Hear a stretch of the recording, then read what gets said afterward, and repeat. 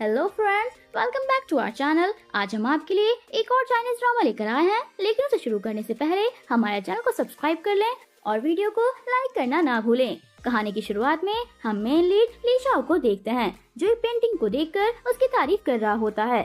तभी उसके पास उसका असिस्टेंट आता है और उसे बताता है कि ये पेंटिंग मिस वांगशू ने बनाई है। ली कहता है कि ये पेंटिंग तो बहुत ही अमेजिंग है। वहीं दूसरी तरफ हम वांगशू को देखते हैं, जो पेंटिंग बना रही थी, और तभी उसको चक्कर आने लग जाते हैं। वो मन में सोचती है कि ये मुझे क्या हो रहा है। फिर वहाँ पर एक आदमी आता है और उसको पकड़ लेता है।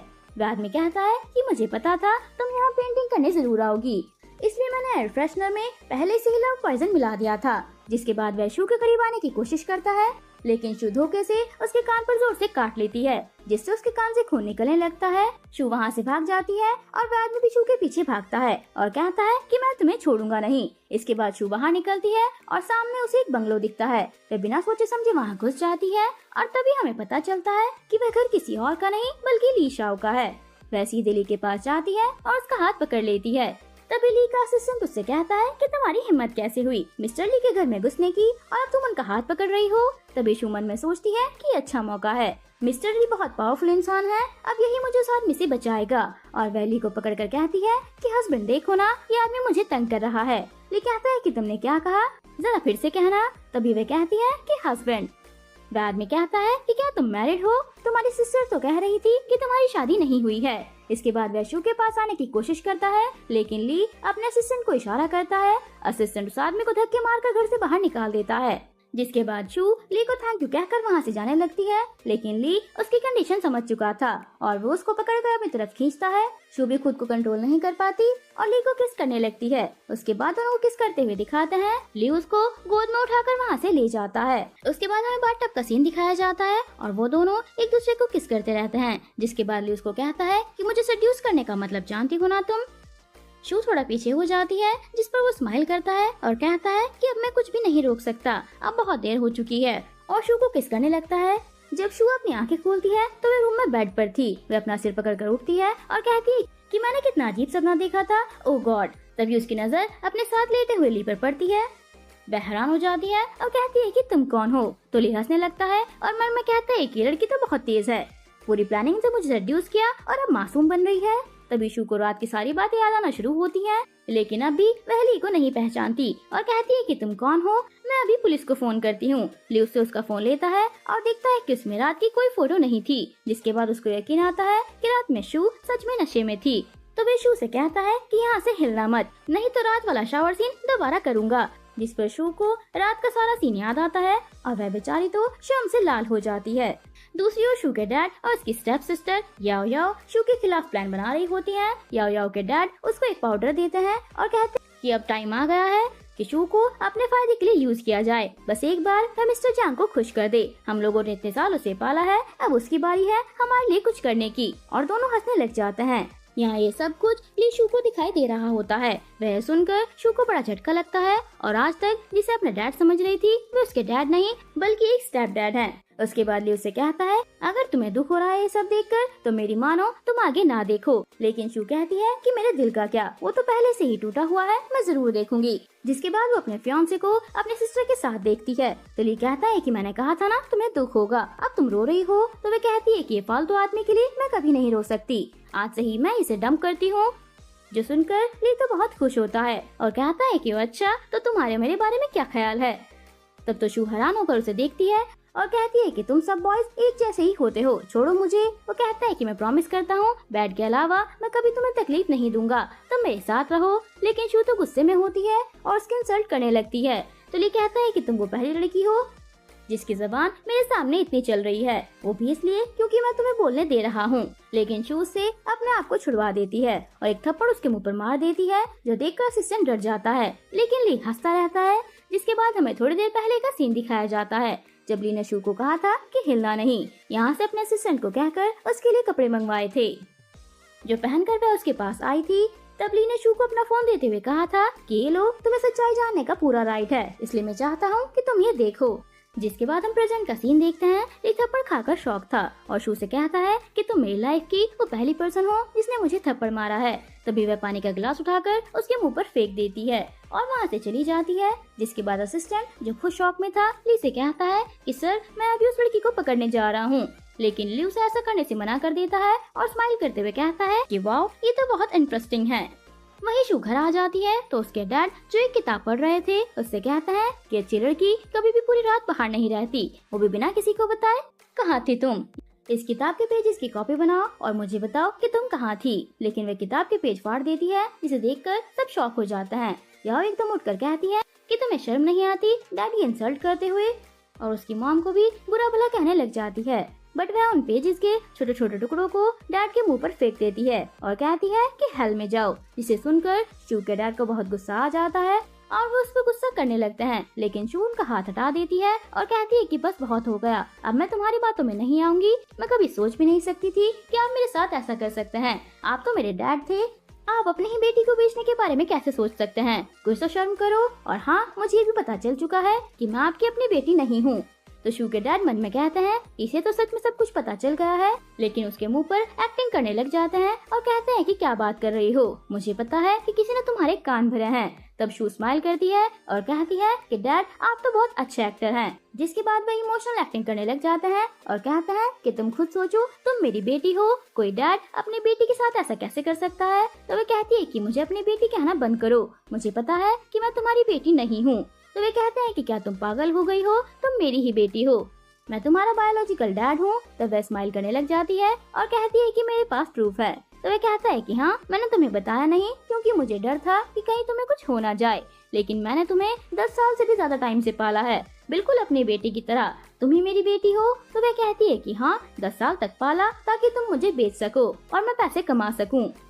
तभी उसकी माँ उस पर हाथ उठाने की कोशिश करती है तो वह उसका हाथ पकड़कर उसे धक्का दे देती है, जो देखकर याओ याओ शू से कहती है कि तुम पागल हो गई हो क्या, तुम्हारी इतनी हिम्मत कि ये सब करने लगी हो। जिसके बाद वे कहती है कि मैं इतनी छोटी एज में एक अच्छी और जानी मानी पेंटर बन चुकी हूँ और आपको मुझसे क्या चाहिए था। तो वे उसे अपना असली चेहरा दिखा देते हैं और कहते हैं कि तुम्हें मिस्टर जैंग को खुश करना होगा। तो वे कहती है कि आपका प्लान फ्लॉप हो चुका है क्योंकि कल रात मैंने किसी और आदमी के साथ रात गुजारी है।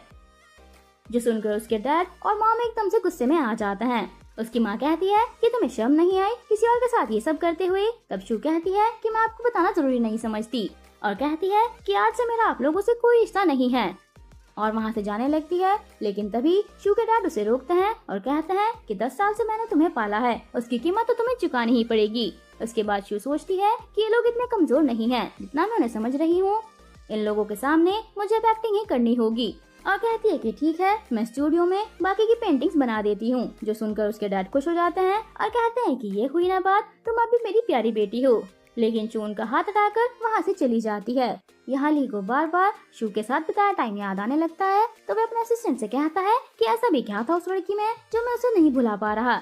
जिस पर असिस्टेंट सोचने लग जाता है और मन में कहता है कि वैसे तो सर सभी लड़कियों को दूर भगाते रहते हैं, उस लड़की की अनमैरिड होने की वजह से ही सर उसे नहीं भुला पा रहे होंगे और कहता है कि सर शायद वो आपको पसंद आ गई होगी। तो ली कहता है कि बात ये नहीं है, हमारी सिर्फ बॉडीज ही नहीं सोल भी एक दूसरे को अट्रैक्ट करती हैं, we are made for each other. और खुश होने लगता है। तभी असिस्टेंट को कॉल आता है और वो ली को बताता है कि आपकी फेवरेट पेंटिंग फ्रेम होने वाली है। तो ली कहता है कि हमें वहाँ जाना चाहिए। वे लोग वहाँ से निकल जाते हैं। इधर शू पेंटिंग बना रही होती है। तभी फ्लैशबैक में हम वो दिन देखते हैं जब उसके डैड ने उसे अपने सामने बैठाया और इमोशनली ब्लैकमेल करते हुए कहा कि तुम तो जानती हो ना कि याओ कितनी अच्छी पेंटर है, तुमसे कहीं अच्छी पेंटिंग करती है। लेकिन क्योंकि वह किडनैप हो गई थी और उसकी 3 फिंगर्स अब टूट चुकी हैं, इसलिए वह दोबारा से पेंट नहीं कर सकती। और वह किडनैपर्स तुम्हें किडनैप करने आए थे, लेकिन तुम्हें उस दिन हाई फीवर था, इसलिए वह याओ को अपने साथ ले गए और रोने लग जाते हैं। तभी शू कहती है कि सॉरी डैड, मुझे पता नहीं था कि मेरी सिस्टर को मेरी वजह से इतना सब कुछ झेलना पड़ रहा है। अब से पेंटिंग मैं करूंगी, लेकिन नाम मेरी सिस्टर का ही होगा। मैं अपनी हर पेंटिंग के नीचे याओ का नाम लिखूंगी। जो सुनकर वह खुश हो जाते हैं क्योंकि उनका प्लान सक्सेसफुल हो गया था। अब प्रेजेंट में शू ये सब सोच रही थी कि वह कितनी बड़ी पागल थी कि उसने खुद का वो टैलेंट उसके हवाले कर दिया। जिसके बाद वह अपने खून से पेंट करने लगती है और तभी वहाँ ली आता है और उसे पर्दे के पीछे से देखकर मन में कहता है कि तो मेरा शक सही निकला, ये पेंटर कोई और नहीं बल्कि शू ही है। जिसके बाद वह उसके पास आता है शू कहती है कि तुम यहाँ क्या कर रहे हो। वह उसके करीब आने लगता है, जिसके बाद शू सोचती है कि अकेले मैं कभी भी अपनी फैमिली का सामना नहीं कर सकती। अगर मेरे साथ मिस्टर ली हो तो मेरा बदला आराम से पूरा हो जाएगा। जिसके बाद वह ली से कहती है कि कल जो तुमने मुझसे कहा था कि आप भी तुम वही चाहते हो, तो वह उसके करीब आकर कहता है कि ये सब तुम सिर्फ इसलिए कह रही हो क्योंकि तुम सिर्फ अपना बदला पूरा करना चाहती हो। वह कहती है कि नहीं, ऐसी बात नहीं है। जिसके बाद ली उसके हाथों को अपने टाई से बांध देता है और अपने क्लोज लाकर कहता है कि अरे वाह, आज तो तुम बहुत अच्छी लग रही हो, और उसे किस करने लग जाता है। उसके बाद ली को स्मोकिंग करते हुए दिखाते हैं। शू से लाइटर लेकर स्टूडियो में आग लगाने चली जाती है।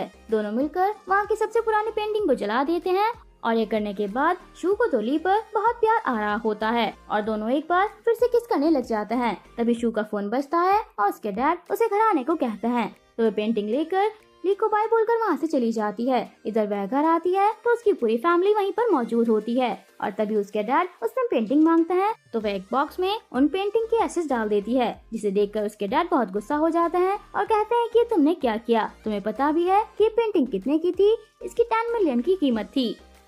तभी उसके डैड उसे पकड़ते हैं और कहते हैं कि अब मैं तुम्हें छोड़ूंगा नहीं, मैं तुम्हें मार दूंगा। तो शू कहती है कि आप भी जानते हैं कि आप ऐसा नहीं कर सकते क्योंकि पेंटिंग कंपटीशन में आपको मेरी जरूरत है। जिसे सुनकर उसके डैड को याद आता है कि हाँ, अगर ये मर गई तो सबको पता चल जाएगा कि पेंटिंग कंपटीशन में जो पेंटिंग्स हैं वो याओ याओ की नहीं बल्कि शू की हैं। जिसके बाद वह शू को कहने लगते हैं कि आज भी तुम मेरी अच्छी बेटी हो, तुम्हारे डैड सब कुछ भूल जाएंगे, बस एक बार तुम ये कंपटीशन जीत जाओ, उसके बाद हमारी फैमिली का भी नाम हो जाएगा।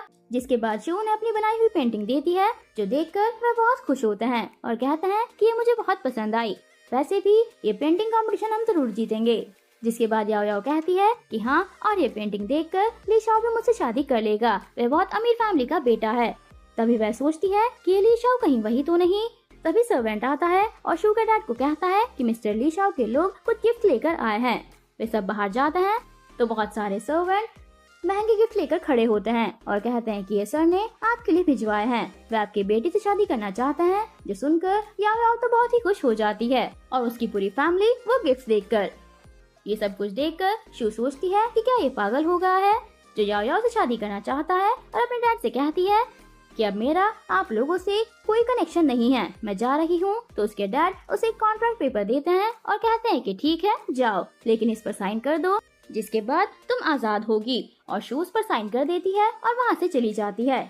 तभी बाहर शू को उसका एक्स लवर मिलता है, जो उससे माफी मांगकर पैचअप करने की कोशिश करता है, लेकिन शू कहती है कि मैंने अपनी आंखों से सब देख लिया है और वहाँ से जाने लगती है। तभी वहाँ पर याओ याओ भी आ जाती है और कहती है कि तुम अब तक गई नहीं और तुम जॉन के साथ क्या कर रही हो?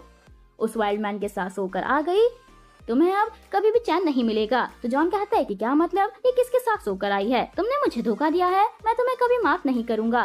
तो शू हंसने लगती है और कहती है कि क्या मतलब माफ नहीं करोगे, मैं तो तुम दोनों की वीडियो देख चुकी हूँ, मेरे साथ वाला तुमसे बहुत बड़ा है। याओ याओ कहती है कि तुम्हें शर्म नहीं आती ऐसी बातें करते हुए?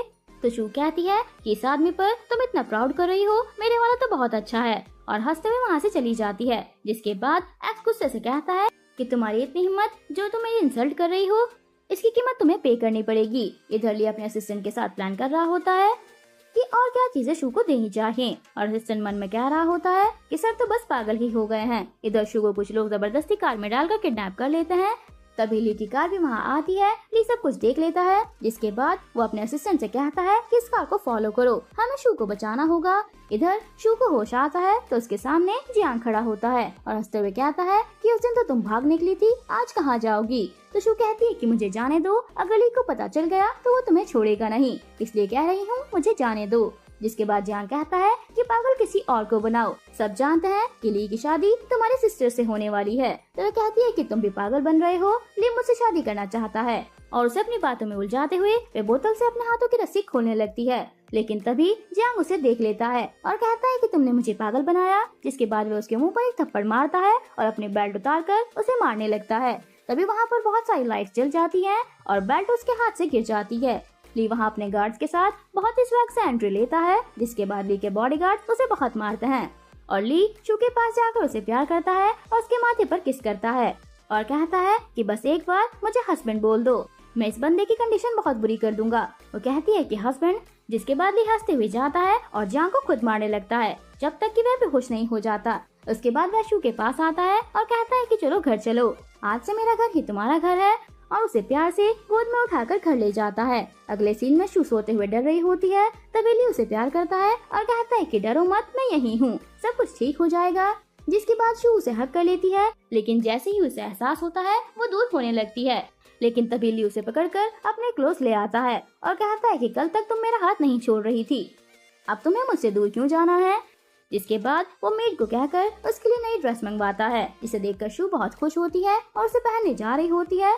जब वो ड्रेस पहन कर आती है तो बहुत सुंदर लगती है और इसे कहती है कि तुम्हें पता है कि 10 साल में पहली बार मैंने कोई न्यू ड्रेस पहनी है, और बच्चों की तरह घूमने लग जाती है। तभी ली उसे अपनी तरफ खींच लेता है और वो शाय हो जाती है। ली उसे प्यार से कहता है कि मेरी वाइफ, तो वह शाय होकर बोलती है कि कौन वाइफ, मुझे छोड़ो।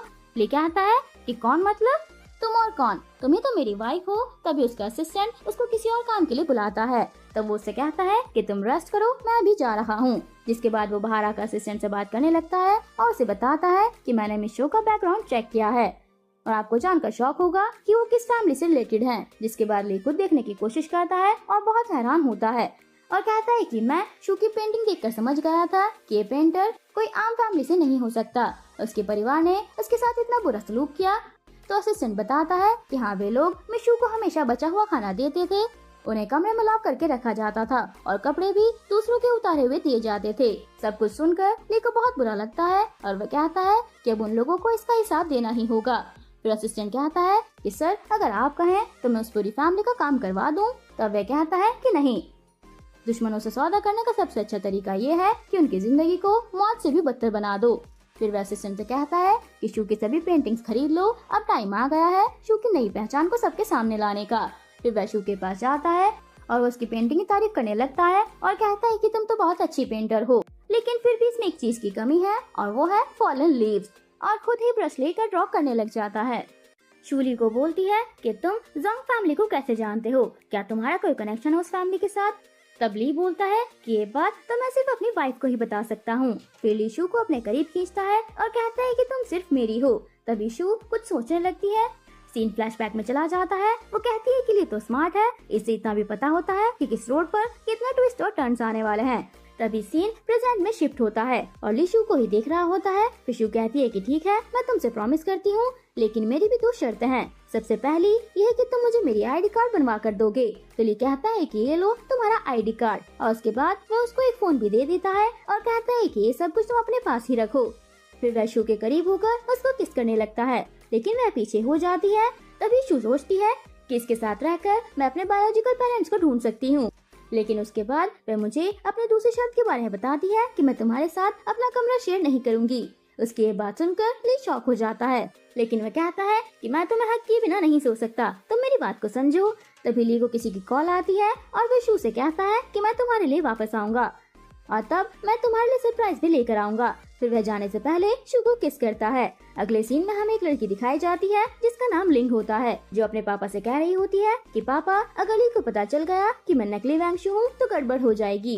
तभी लिंग के पापा को किसी की कॉल आती है और कॉल के बाद उसके पापा कहते हैं कि असली और नकली वैंगशू की कहानी अब खत्म हो जाएगी। तुम ली से शादी करना चाहती हो ना, तो ऐसा ही होगा। फिर वहाँ सब खुश हो जाते हैं। लिंग और उसके डैड वहाँ से चले जाते हैं ताकि वे लोग ली से मिल सकें। अगले सीन में हम ली और उसके असिस्टेंट को देखते हैं। वे दोनों बातें कर रहे होते हैं। तभी असिस्टेंट कहता है कि मुझे ये समझ नहीं आ रहा कि आप रियल में ली फैमिली से हैं। इस पर ली उसे डांटता है और कहता है कि तुम थोड़ी देर खामोश नहीं रह सकते हो। उसके बाद ली एक पेंटिंग को देखता है जो कि बहुत ही अच्छे से डिजाइन की गई होती है। वे पेंटिंग को हाथ लगा कर देख रहा होता है। तभी हम वहाँ पर लिंग को देखते हैं जो कि अपने डैड के साथ वहाँ होती है। लिंग के डैड ली से कहते हैं कि आपको मेरी बेटी की पेंटिंग कैसी लगी। तो ली उनकी ओर मुड़ता है और लिंग के डैड उसके हाथ की अंगूठी देखकर समझ जाते हैं कि वे ली फैमिली से है। फिर लिंग के डैड बोलते हैं कि क्या आप मेरी बेटी को पसंद कर चुके हैं। तो ली कोई भी जवाब नहीं देता और इतना कहता है कि मैं आपकी बेटी को पेंटिंग कंपटीशन के दिन प्रपोज कर दूंगा, और उसके बाद वहाँ से चला जाता है। तभी पीछे वे दोनों खुश हो रहे होते हैं कि अब उनकी बेटी की शादी होने जा रही है। शादी ली से हो जाएगी। दूसरी तरफ हम ली को देखते हैं जो अपने घर वापस आता है। तभी वे कहता है कि मेरे पास तुम्हारे लिए एक सरप्राइज है। फिर ली उसकी आंखों पर पट्टी बांध देता है और उसको उठाकर एक जगह पर लेकर जाता है। फिर वो सोफे पर बैठता है और उसकी आंखों से पट्टी हटा देता है। तभी शू देखती है कि सारी पेंटिंग्स वापस आ चुकी हैं। तो वे ली को थैंक्स बोलती है। फिर उसके बाद शू उन सारी पेंटिंग्स को जला देती है। तभी ली कहता है कि ये सारी पेंटिंग्स तुम्हारे पास की मेमोरी से जुड़ी थी, तो ये अच्छी बात है कि अगर तुम इनको जला दो। तभी शू स्माइल करने लगती है और कहती है कि तुम बहुत ज्यादा अच्छे हो, लेकिन उन लोगों ने भी इन पेंटिंग्स को ऐसे ही नहीं दिया होगा, तो तुमने इसके लिए क्या सेक्रीफाइस किया। लेकिन ली उसको इस बारे में कुछ भी नहीं बताता। बस वे इतना कहता है कि तुम मेरी हो तो ये सब कुछ मायने नहीं रखता। तब शू ली को हक कर लेती है। ली शू को किस करने लगता है, लेकिन शू उसे रोक देती है और कहती है कि तुमने कहा था कि तुम मुझसे जबरदस्ती नहीं करोगे। तभी ली उससे सॉरी बोलता है। अगले सीन में हम शू को पेंटिंग करते हुए देखते हैं और तभी वहाँ पर ली आ जाता है। उसे पेंटिंग करते हुए देखकर उसकी फोटो क्लिक कर लेता है। फिर उसके बाद वो वहाँ से चला जाता है। दूसरी ओर हम लिंक और उसकी फैमिली को देखते हैं। लिंक के डैड और मॉम बहुत ही ज्यादा खुश होते हैं क्योंकि उनकी बेटी ली फैमिली की बहू बनने वाली है। तब लिंक के डैड उसे कहता है कि अब उस लड़के का पीछा छोड़ दो ताकि ली फैमिली तुम्हें अपनी बहू मान ले। तभी वहाँ पर रेडियो में एक खबर चलती है जिसमें कहा जाता है कि पेंटिंग कंपटीशन ली फैमिली हैंडल कर रही है। तो लिंक के डैड बहुत ही ज्यादा खुश हो जाते हैं और इसके साथ ही लिंक भी खुश होने लगती है क्योंकि अब वह ली फैमिली की बहू बनने वाली है। अगले सीन में हम एक ओल्ड मैन और एक लेडी को देखते हैं जो कि शू की पेंटिंग को देख रहे होते हैं। तभी वह लेडी कहती है कि लड़की तो बिल्कुल आपकी तरह पेंटिंग बनाती है और इसकी स्किल्स भी बिल्कुल आपकी तरह हैं। फिर उसके बाद वह अपनी बेटी को मिस करने लग जाती है कि पता नहीं वह कहाँ पर चली गई है। अगर वह भी आज यहाँ पर होती तो वह भी इसी तरह की प्रिटी पेंटिंग्स बनाती। वह ओल्ड मैन और लेडी काफी सेंटी हो जाते हैं। तभी ओल्ड मैन कहता है कि तुम टेंशन मत लो, हम अपनी बेटी को जल्दी ही ढूंढ लेंगे। अगले सीन में हमें पेंटिंग कंपटीशन का दिन दिखाया जाता है जहाँ पर ली की आंट भी आई होती है और थोड़ी ही देर में वहाँ पर लिंग और उसकी फैमिली भी आ जाती है। उसके बाद वहाँ पर ली भी आ जाता है। वह काफी हैंडसम लग रहा होता है। फिर वह अपनी आंट से मिलता है और उसके बाद सब लोग अंदर चले जाते हैं। वहाँ पर लिंक के मॉम डैड बहुत खुश हो रहे होते हैं और वे सोच रहे होते हैं कि आज हमारी बेटी की सक्सेस का दिन है। वहाँ पे वही ओल्ड मैन और लेडी भी आए होते हैं। तभी दूसरी तरफ हमें शू और लिंक को दिखाया जाता है कि वह एक कमरे में बैठी होती है और शू ने अपने चेहरे को ढका होता है ताकि कोई भी उसे सही से पहचान ना सके। तभी कंपटीशन स्टार्ट हो जाता है तो वे दोनों भी स्टेज पर आती हैं और एक लड़की शू का इंट्रोडक्शन करने लग जाती है। वे कहती है कि वैंग शू आप अपनी पेंटिंग को इंट्रोड्यूस कराएं। तभी लिंक कहती है कि रियल वैंग शू तो मैं हूँ। तभी वही लड़की उसकी ओर माइक कर देती है और लिंक अपने बारे में बताने लगती है। उसके मॉम डैड भी सुनकर बहुत खुश होते हैं। सब लोग लिंक की पेंटिंग की तारीफ करने में लग जाते हैं। फिर ली शू को कहता है कि अब तुम अपनी पेंटिंग के बारे में बताओ। तो शू बहुत ही अच्छे से इंट्रोड्यूस करती है। ली शू की बहुत तारीफ करता है और कहता है कि मुझे लगता है कि आप बहुत ज्यादा स्किल्ड पेंटर हैं। आपने अपनी पेंटिंग का इंट्रोडक्शन बहुत ही अच्छे से दिया है। तभी लिंक को जेलस फील होता है। फिर वह शू से कहती है कि क्या आप कुछ और कहना चाहती हैं। शू सभी लोगों को बताती है कि मैं ही रियल वैंग शू हूँ और मुझे एक फैमिली ने गोद लिया था और वह परिवार भी इसी हॉल में बैठा हुआ है। तभी लिंक की मॉम और डैड दोनों डर जाते हैं। लिंक की मॉम कहती है कि तुमने तो कहा था कि ये मर चुकी है। फिर लिंक के डैड कहते हैं कि फोटो में तो यही नजर आ रहा था कि ये मर चुकी है। तब वहाँ पर हॉल में बैठे सभी लोगों को सब कुछ समझ आने लग जाता है। तब एक आदमी कहता है कि अगर तुम रियल हो तो तुम्हारे साथ जो खड़ी है ये कौन है। तब शू कहती है कि ये तो एक स्ट्रॉ बैग है। उसके बाद लिंक के मॉम डैड शू से माफी मांगते हैं। वे लोग ये भी कहते हैं कि हमने तो 10 साल तुम्हारा बहुत अच्छे से ख्याल रखा है और हमेशा तुम्हारी देखभाल की है। तो शू कहती है कि मुझे पता है आप लोग सिर्फ प्रॉफिट के तौर पर इस्तेमाल करते रहे हैं। मैं आपके लिए सिर्फ एक पेपर बैग थी ताकि मैं आपके लिए हर काम कर सकूं, आप लोगों के लिए पैसे भी कमा कर ला सकूं, लेकिन आप लोग ऑडियंस के सामने झूठ नहीं बोल सकते। तभी लिंक के मॉम डैड बहुत ही ज्यादा शर्मिंदा होते हैं और ली जो सब कुछ बहुत मजे से देख रहा होता है। तभी ली की आंट उससे पूछती है कि ये सब कुछ क्या है। ली कहता है कि आंट आप भी सब कुछ मेरे साथ एंजॉय करें, वेट करें और देखें। वहाँ पर मौजूद सभी लोग शू की बातों पर बिलीव नहीं करते। वे लोग हैरान होते हैं कि ऐसा कैसे हो सकता है और वे सब लोग आपस में गॉसिप करना शुरू कर देते हैं। तब ली की आंट उन दोनों शू से कहती है कि तुम दोनों में से रियल कौन है इसे जानने का सिर्फ एक ही तरीका है, तुम दोनों ड्राइंग बनाओगी क्योंकि ये पेंटिंग एक जैसी लगती हैं और इसके अंदर यूज किया गया स्टाइल भी एक ही जैसा है, इसलिए मुझे तुम दोनों पर शक है। तभी लिंक कहती है कि दो लोगों के पेंटिंग स्टाइल एक जैसे भी हो सकते हैं, ये सब कुछ बिल्कुल नॉर्मल है। लेकिन शू लिंक की पेंटिंग फाड़ देती है। तभी वहाँ पर बैठे सभी लोग शॉक हो जाते हैं। तो उसके बाद शू से कहती है कि चलो अब एक नई पेंटिंग बनाते हैं। उसके बाद शू पेंटिंग बनाना शुरू कर देती है। शू लेफ्ट हैंड से काम करने वाली होती है, इसलिए वह लेफ्ट हैंड से पेंटिंग बना रही होती है। तभी वह बूढ़ा आदमी सोचते हैं कि ये तो बिल्कुल मेरी तरह ही लेफ्ट हैंड से पेंटिंग बनाती है।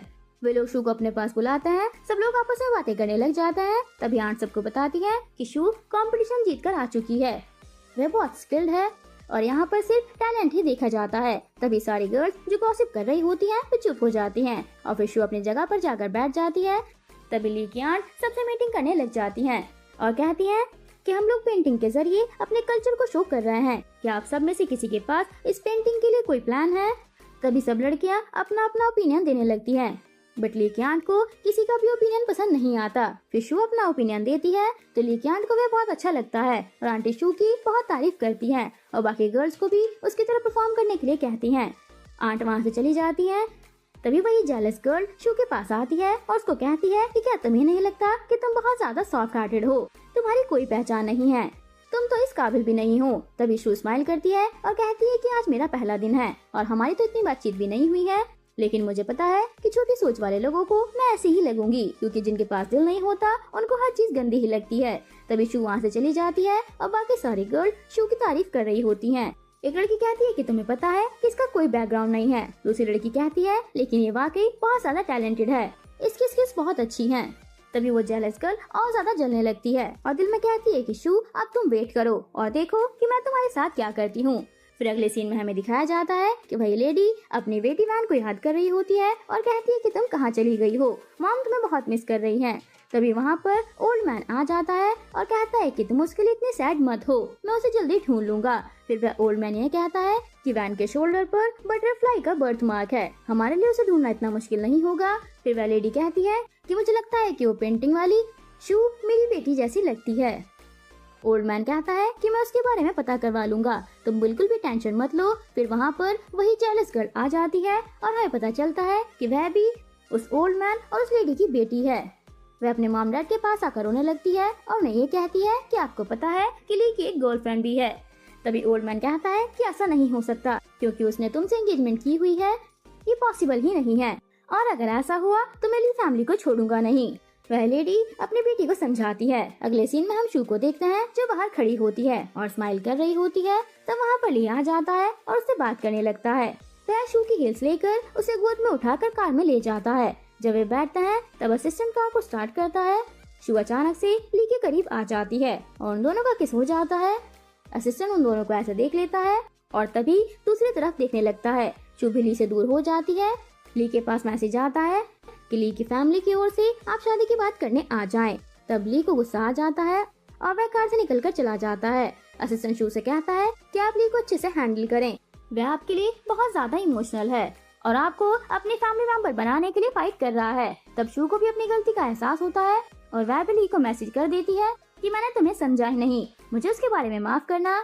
फिर असिस्टेंट दिल में सोचता है कि मैं अगर ली के पास नहीं होता तो पता नहीं उनका क्या होता। अगले सीन में हम ली को देखते हैं जिसे ओल्ड मैन कहता है कि तुम्हारी हिम्मत कैसे हुई इस सगाई को तोड़ने की। वह ओल्ड मैन ली के मुंह पर थप्पड़ मार देता है। ली को ओल्ड मैन पर बहुत ज्यादा गुस्सा आता है। अगले सीन में हमें दिखाया जाता है कि जब ली वापस अपने घर आता है तो उसका गाल सूजा हुआ और लाल होता है। ली का असिस्टेंट ये देखकर हैरान होता है कि ये क्या हो गया। असिस्टेंट कहता है कि आपको क्या हुआ है, क्या ये सब आपकी फैमिली ने आपके साथ किया है, क्योंकि आपने एंगेजमेंट तोड़ दी इसलिए। फिर हंसने लगता है तो ली गुस्सा होता है और कहता है कि तुम अब बिल्कुल चुप रहो वरना मैं तुम्हारी आधी सैलरी काट लूंगा। असिस्टेंट सीरियस हो जाता है। असिस्टेंट वहाँ से चला जाता है और जब ली अंदर जाता है तो वह शू को सोफे पर लेटे हुए देखता है। वह सो रही होती है और जब ली वहाँ बैठता है तो वह उठ भी जाती है।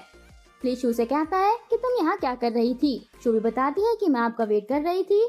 फिर वह दिल में सोचती है कि मैं ये सब क्यों कर रही हूँ, मैंने ही तो ली को खुद से दूर रहने के लिए बोला था। तब वह ली को कहती है कि मैं तुम्हारे लिए कुछ खाने को लेकर आती हूँ। तो ली उसका हाथ पकड़ लेता है और उसको अपने साथ बैठा देता है। तब शू ली को कहती है कि गाल पर क्या हुआ है, क्या ली की फैमिली इतनी ज्यादा स्ट्रिक्ट है। ली कोई जवाब नहीं देता। शू कहती है कि मैं जानती हूँ उस वक्त तुम ड्रग के नशे में थे इसलिए तुमने ऐसा बिहेव किया। तो ली कहता है कि तुम्हें कैसे पता कि मैंने ड्रग्स ली थी। तब शू कहती है कि मुझे पता चल गया था, तुम उस दिन अजीब बिहेव कर रहे थे, नॉर्मल नहीं लग रहे थे। तब ली कहता है कि ये सब मेरी भी गलती है। शू कहती है कि कोई बात नहीं, मैंने तुम्हें माफ किया, जो हुआ सो हुआ। फिर शू भी ली से माफी मांगती है। ली उसकी सॉरी एक्सेप्ट कर लेता है। शू कहती है कि उस रात तुम भी नशे में थे और मैं भी, इसलिए गलती हम दोनों की है, तुमने मुझे माफ कर दिया इसके लिए थैंक यू। तब ली भी शू को थैंक यू बोलता है कि तुमने भी मुझे माफ किया। ली शू को किस कर लेता है। शू ली को पीछे करती है और कहती है कि तुम्हें भूख लगी होगी, मैं तुम्हारे लिए खाना लेकर आती हूँ। शू वहाँ से जाने लगती है। ली शू को पकड़ लेता है और कहता है कि मुझे रियल में बहुत भूख लगी है, लेकिन मुझे किस चीज की भूख है वह तुम भी जानती हो, मेरा खाना यहीं पर है। शू सोफे पर बैठ जाती है और ली से कहती है कि ऐसा मत कहो। ली कहता है कि क्यों, तुम्हें शर्म आ रही है। फिर वह शू के पास आता है और उसे किस कर लेता है। सुबह का सीन दिखाया जाता है जहाँ पर ली और शू एक साथ होते हैं। तभी ली को कॉल आती है उसकी फैमिली से और वह कहते हैं कि तुम उसी लड़की से शादी करोगे जिसको हमने बोला है। ली कहता है कि ऐसा कभी नहीं होगा। वे कॉल कट कर देता है। शू ली से कहती है कि तुम परेशान क्यों लग रहे हो, क्या कुछ बात है? अगर तुम्हें मेरी हेल्प चाहिए तो मुझे जरूर बताना, मैं तुम्हारी हेल्प करने के लिए हमेशा रेडी हूँ। ली रिलैक्स हो जाता है। रोमांटिक सीन स्टार्ट हो जाता है। अगले सीन में हम शू को देखते हैं जो पेंटिंग कर रही होती है। तभी वहाँ पर वही जेलस गर्ल आ जाती है और शू से कहती है कि तुम तो पेंटिंग अच्छी कर लेती हो, लेकिन तुमने मेरे फियांसे को क्यों फंसाया हुआ है, क्या चल रहा है तुम दोनों के बीच में? तो शू कहती है कि मुझे तुम्हारी बात समझ नहीं आई, तुम कहना क्या चाहती हो? तभी वह लड़की कहती है कि तुम्हें तो पता ही होगा, ली इस शहर के फेमस फैमिली का वारिस है और उसकी पहले से ही एंगेजमेंट हुई है। शू शॉक हो जाती है और उसके हाथ से ब्रश गिर जाता है। तब वह कहती है कि ऐसा कैसे हो सकता है, उसने मुझे इस बारे में कुछ भी नहीं बताया है। तो वह लड़की शू को बताती है कि ली सिर्फ मुझसे प्यार करता है और सिर्फ तुम्हें यूज कर रहा है। ली और मेरी शादी भी होने वाली है। तभी शू कुछ सोचने लग जाती है और सीन फ्लैशबैक में चला जाता है जब ली ने शू से कहा था कि मेरी रियल आइडेंटिटी के बारे में सिर्फ मेरी बीवी को ही पता होगा। प्रेजेंट में शू उस लड़की को थप्पड़ मार देती है और कहती है कि मेरे इंसल्ट करने का बदला है। फिर शू वहाँ से चली जाती है। वे बहुत ही ज्यादा परेशान हो जाती है। अगले सीन में हम शू और ली को देखते हैं। वे दोनों कार में बैठे होते हैं। शू ली से कहती है कि तुमने मुझे आज तक ये नहीं बताया कि तुम फेमस ली फैमिली के वारिस हो, और ये भी तुमने मुझे नहीं बताया कि तुम्हारी पहले से एंगेजमेंट हुई है और तुम्हारी बहुत ही जल्द शादी भी होने वाली है। ली कहता है कि ये सब मेरे बड़ों ने फिक्स किया था, इसमें मेरा कोई कसूर नहीं है, मैं तुम्हें ही अपनी वाइफ मानता हूँ और कोई भी मेरी वाइफ नहीं बन सकती, मैं उस लड़की से शादी नहीं करूँगा, तुम मान सकती हो। तभी शू एक अजीब सी स्माइल करती है। ली अपनी कार से निकलकर शू के पास आता है और सीट नीचे करके उसको किस कर देता है ताकि शू को बिलीव हो सके। फिर अगले सीन में हम उस लेडी और उसी लड़की को देखते हैं। वे दोनों कार में बैठी होती हैं। वह लड़की अपनी माँ से पूछती है कि क्या आपको मेरी सिस्टर मिली? वह लेडी कहती है कि हाँ मुझे मिल गई है। इस पर वह लड़की खुश होने का दिखावा करने लगती है। फिर कार आगे चलती है जब वह लड़की ली और शू को किस करते हुए देख लेती है। वह ओल्ड लेडी भी ये सब देख चुकी होती है। तभी वह लड़की कहती है कि मॉम ये सब क्या हो रहा है। तब वह ओल्ड लेडी कहती है कि मुझे इस सब का कोई सोल्यूशन निकालना होगा, मुझे ये बात हैंडल करनी पड़ेगी। तब वह लड़की दिल में सोचती है कि शू तुम तो मेरी सोच से भी ज्यादा तेज हो। फिर सीन शू पर शिफ्ट होता है। शू ली को पीछे करता है तो ली उसको फिर से किस कर देता है। तभी ली को लिन फैमिली से कॉल आ जाती है और वो उससे मिलने और शादी की बात करने के लिए बुलाते हैं। ली वहाँ जाने लगता है तो शू कहती है कि मैं भी तुम्हारे साथ जाऊंगी। ली कहती है कि क्या तुम सेटिस्फाई हो? तो शू कहता है कि हाँ बिल्कुल, मैं भी तुम्हारे साथ ही रिलेशन में हूँ, तो मैं भी चाहती हूँ कि मैं भी तुम्हारे साथ जाऊँ, मैं नहीं चाहती कि तुम मेरे लिए अकेले फाइट करो।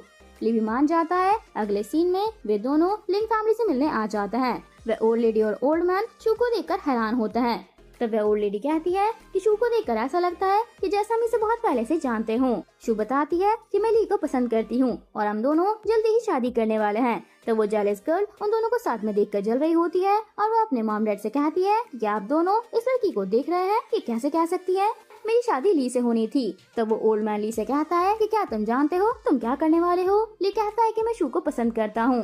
तभी वो ओल्ड मैन सोचता है कि शू की आईब्रोज बिल्कुल मेरी वाइफ जैसी है। वे दोनों कुछ नहीं बोल पाते और इस बात के लिए एग्री हो जाते हैं। अगले सीन में ली और शू वहाँ से बाहर निकल जाते हैं। ली शू से कहता है कि मुझे ऐसा लग रहा है कि जैसे तुम उन लोगों की बहुत करीबी रिलेटिव हो। क्या तुम्हें पता है कि उन दोनों की रियल बेटी कहीं खो गई थी? उन्होंने एक बेटी को गोद लिया था जो उनके साथ उसी घर में रहती थी, और तुम्हारे भी तो मॉम डैड कहीं खो गए थे ना, क्या पता वही तुम्हारे मॉम डैड हो। फिर वे दोनों वहाँ से चले जाते हैं। अगले सीन में हम शू को देखते हैं जो पेंटिंग क्लास में आती है। तभी वहाँ पर वही लड़की और बाकी कुछ गर्ल्स उसका मजाक बनाने लगती हैं कि तुम तो बहुत बेशरम हो, तुम तो बहुत बुरी हो। वो उसको बुरा भला बोलने लगते हैं। तभी जेलस गर्ल शू को धक्का देती है और उसकी पेंटिंग भी छीन लेती है। तभी दूसरी ओर हम ली को देखते हैं जिसके पास उसका असिस्टेंट आ जाता है और कहता है कि शू को कुछ गर्ल्स परेशान कर रही हैं। तभी ली वहाँ से चला जाता है। अगले सीन में शू का बहुत सारी गर्ल्स मजाक बना रही होती हैं। तभी वहाँ पर ली आ जाता है और शू को अपना कोट देता है। वहाँ पर शू के मॉम डैड भी आ जाता है। तभी हमें फ्लैशबैक दिखाया जाता है जिसमें वे दोनों ओल्ड मैन और लेडी के हाथ में एक फाइल होती है। उसमें लिखा होता है कि शू ही उनकी बायोलॉजिकल बेटी है। तभी वे लोग शू से मिलने आते हैं और शू से सॉरी बोलते हैं। वह लेडी उस लड़की पर बहुत गुस्सा करती है कि मैंने तुम्हें इसलिए नहीं पाला था कि तुम मेरी रियल बेटी के साथ ऐसा करो। फिर शू भी अपनी माँ को हक कर लेती है। अगले सीन में वह लड़की लिंग से मिलने आती है और उसे एक प्लान बताती है। अगले सीन में दिखाया जाता है कि शू हॉस्पिटल में होती है। ली उसके साथ होता है और असिस्टेंट से कहता है कि ये सब किसने किया पता करो। कुछ समय बाद ली बाहर आता है तो वहाँ पर लिंग और वही गर्ल बैठी होती है। ली पुलिस को कॉल करने के लिए बोल देता है और कुछ टाइम बाद पुलिस वहाँ आ जाती है और उन्हें अरेस्ट करके ले जाती है। ली वापस शू के पास जाता है और शू को होश आ जाता है। ली उससे कहता है कि अब तुम्हें कोई भी हर्ट नहीं कर सकता। शू भी स्माइल करने लगती है और ली को हक कर लेती है। यहीं पर हमारे ड्रामे की हैप्पी एंडिंग हो जाती है। अगर आपको हमारी एक्सप्लेनेशन पसंद आई तो हमारे चैनल को लाइक, सब्सक्राइब और शेयर करना ना भूलें। मिलते हैं अगले ड्रामे के साथ। तब तक के लिए टेक केयर एवरीवन।